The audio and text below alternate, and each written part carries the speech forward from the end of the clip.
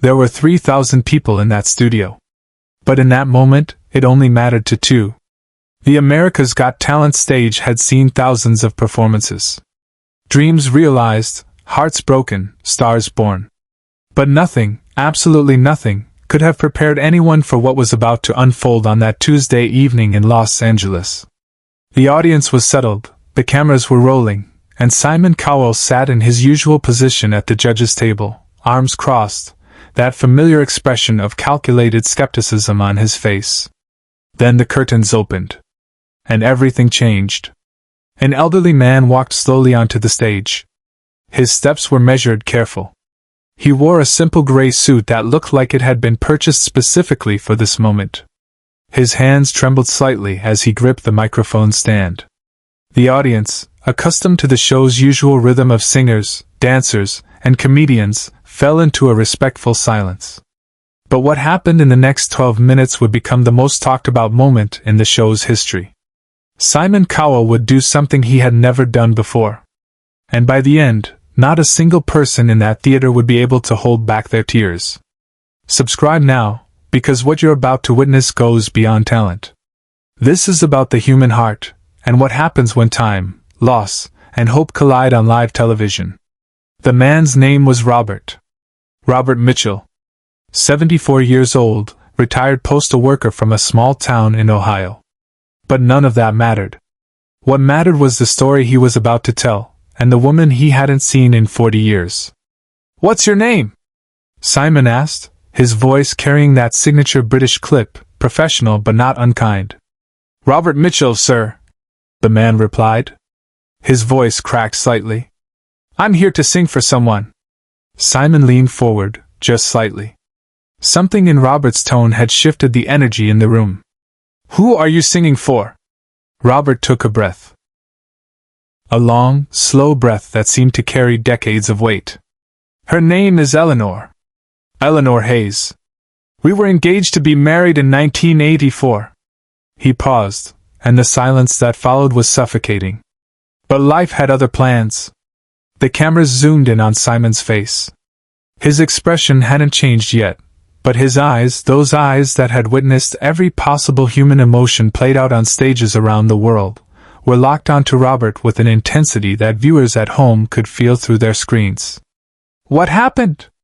Simon asked quietly. "I was drafted," Robert said simply. "Vietnam was over, but I was sent overseas on assignment. We promised to wait for each other. We wrote letters every week." His voice caught. "And then one day, her letters stopped coming. I tried to find her when I came home, but her family had moved. No forwarding address. No trace. It was like she vanished." The audience was completely still now.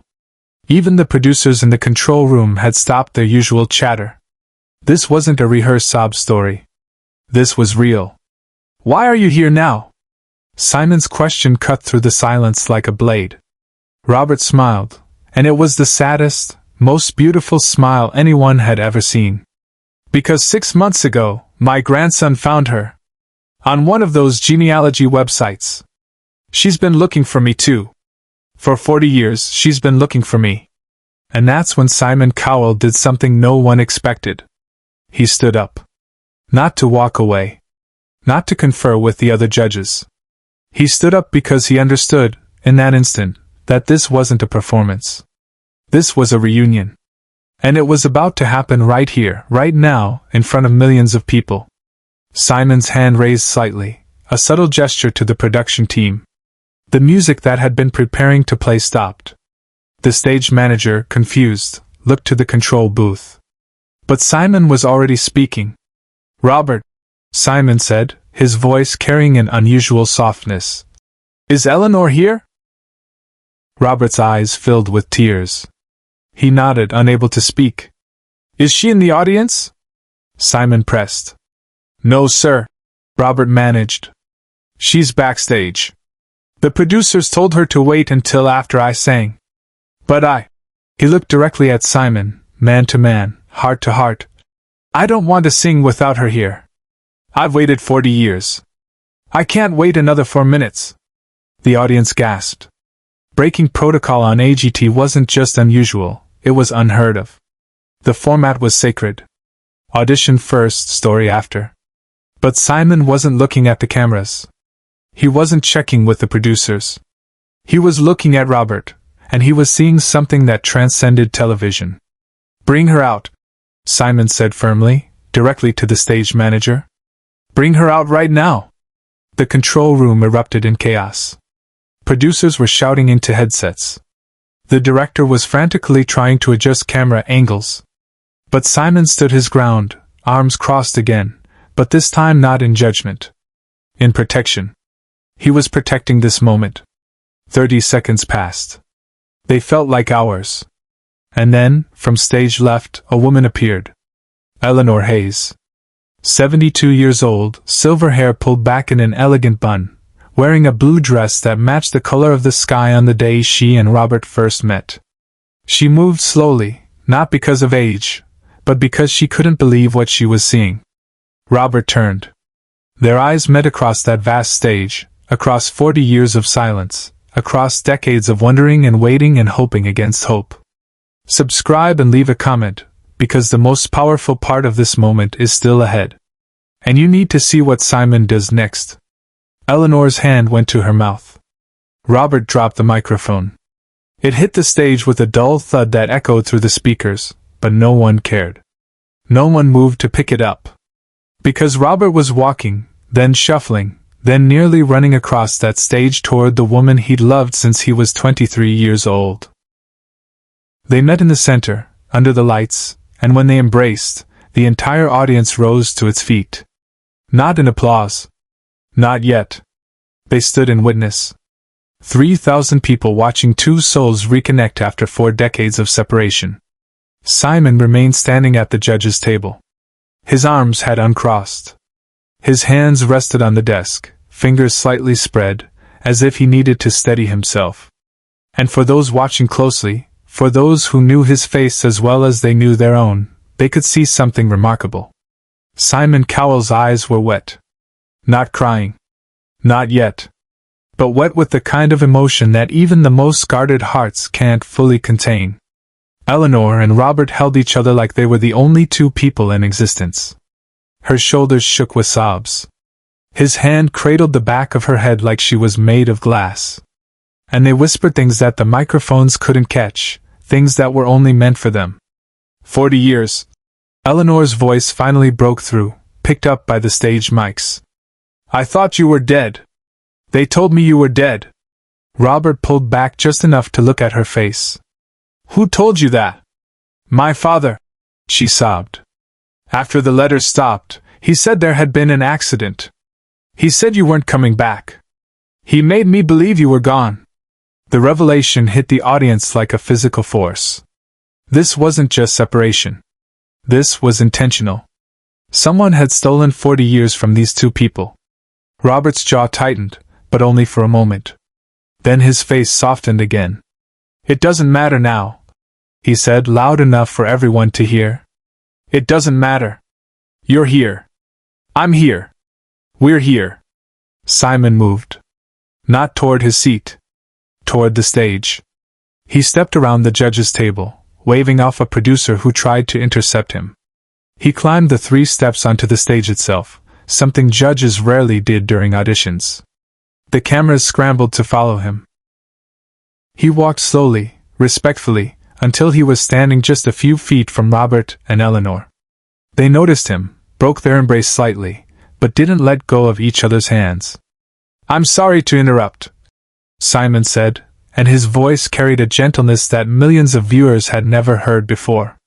"But I need to know something."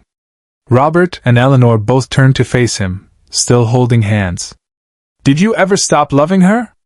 Simon asked Robert. Robert didn't hesitate. "Not for 1 second. Not for 1 single second in 40 years. Simon turned to Eleanor. "And you?" Eleanor's voice was steady now, strengthened by Robert's presence. "Every day I woke up and wondered where he was. Every birthday. Every Christmas. Every moment I should have been happy, there was a space where he should have been. So no, Mr. Cowell, I never stopped. Love doesn't stop just because someone's gone. It just waits. And that's when it happened. That's when Simon Cowell, the man who had been called heartless, cruel, impossible to impress, did something that stopped time itself. He reached into his jacket pocket and pulled out a small velvet box. It wasn't planned. It wasn't part of any production meeting. It was his own personal item, something he'd been carrying for reasons he never fully explained to anyone. A family heirloom. A ring that had belonged to his grandmother. He opened the box.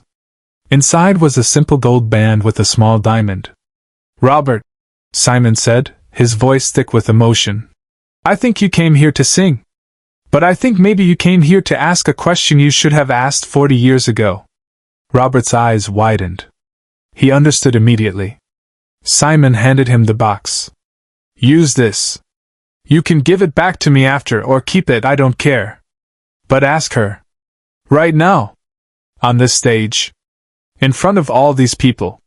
Ask her what you should have asked in 1984. The audience lost it. The gasps turned to cheers. The cheers turned to applause. But Simon held up his hand, silencing them. This moment needed to breathe. Robert took the box with shaking hands. He looked at it, then at Eleanor, then back at the ring. Slowly, with knees that protested but a heart that soared, he lowered himself down onto one knee. Eleanor's hands flew to her face again, tears streaming freely now. "Eleanor Hayes." Robert's voice was clear now, strong, despite the tears on his own cheeks. "We lost 40 years. But we still have time. However much time we have left, I want to spend it with you. I should have asked you this in 1984. I'm asking you now. Will you marry me?" The silence that followed wasn't empty. It was full. Full of hope, of redemption, of second chances and the strange, beautiful way the universe sometimes corrects its own mistakes.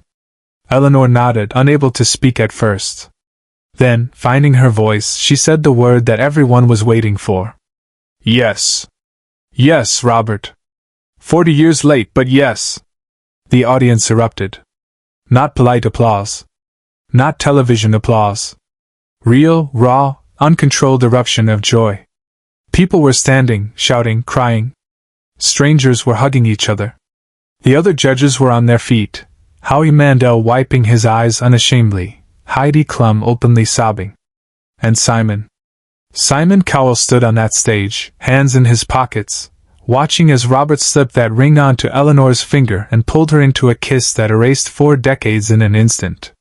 When they finally broke apart, the audience still roaring, Robert turned to Simon. He didn't say anything. He just extended his hand.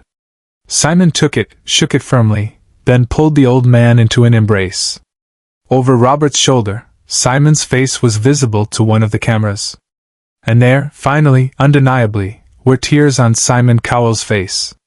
Share and subscribe, so this story will never be forgotten. Because what happened next changed everything. The show didn't continue as planned. Simon cancelled the rest of that day's auditions. He arranged for Robert and Eleanor to have a private room backstage. He called his personal assistant, and had a car sent to take them wherever they wanted to go. And he stayed with them for 2 hours, just talking, listening to their story in full. Later that night, after the crew had gone home and the lights were dimmed, Simon sat alone in the empty theater. A producer found him there, staring at the stage. "That was incredible television," the producer said. Simon didn't respond right away. When he did, his voice was quiet. "It wasn't television. It was life. Real life. The kind we forget exists because we're so busy making television." The producer didn't know what to say to that. "Do you know what they told me in the car?" Simon continued. "Eleanor's husband died 3 years ago. A good man, she said. She'd built a life with him, had children, grandchildren. But she said she always knew. She always knew Robert was still out there somewhere. And when her husband passed, the first thing she did was try to find him. And Robert? Never married. Never even tried. Said it wouldn't be fair to anyone else because his heart still belonged to someone who might not even remember his name." The producer was silent. They're getting married next month, Simon said. Small ceremony. Just family. They asked if I would come. Are you going? For the first time, Simon smiled. A real smile. Not the smirk of a judge who'd caught a bad audition, but the genuine smile of a man who'd witnessed something pure. Yes. I'm going. And I'm paying for the whole thing. Venue, flowers, everything. It's the least I can do. The episode aired 6 weeks later. Within 24 hours, it had been viewed 47 million times online.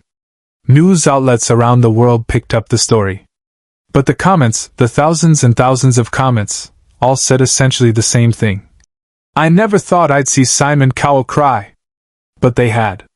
They'd all seen it. And in seeing it, they'd seen something more important.